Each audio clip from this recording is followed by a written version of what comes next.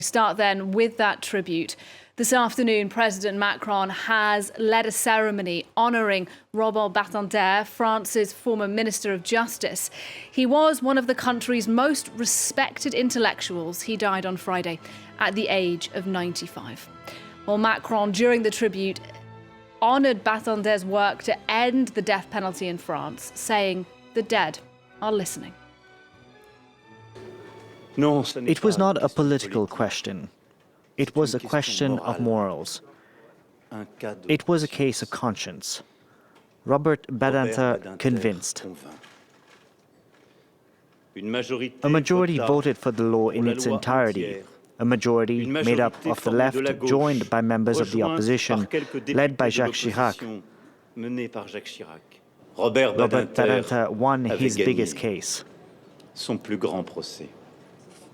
Behind every single person who was damned, condemned, forgotten, the Justice Minister always saw human life. Well, let's go now to Place Vendome in the centre of Paris, where that ceremony took place today. Our reporter Antonia Kerrigan is there. Antonia, you watched this tribute unfold this afternoon.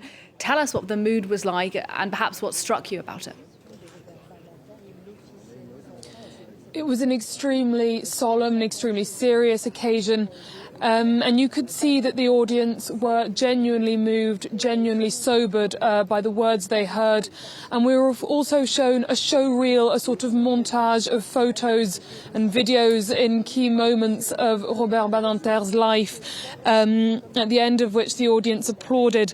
One notable quote at the end of the final video showed in this montage was from an interview in which Robert Badinter said that when he died, he would like God to tell him, "You did what you could, now come in." And that's, of course, reflective of the sense of humour that many have praised in him, many of those we spoke to and many of those we've heard in tributes coming in the last few days. He's not just a great man who changed the face of French justice, but that he was also someone who was a good, decent person and who was approachable and who was interested in the lives of individual humans.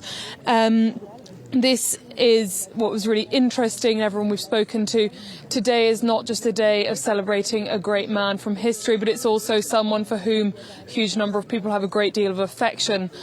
President Macron, of course, signed off saying the Pantheon awaits you, which has, of course, not been, there's been no confirmed date for the day that that Robert Badinter could be pantheonized.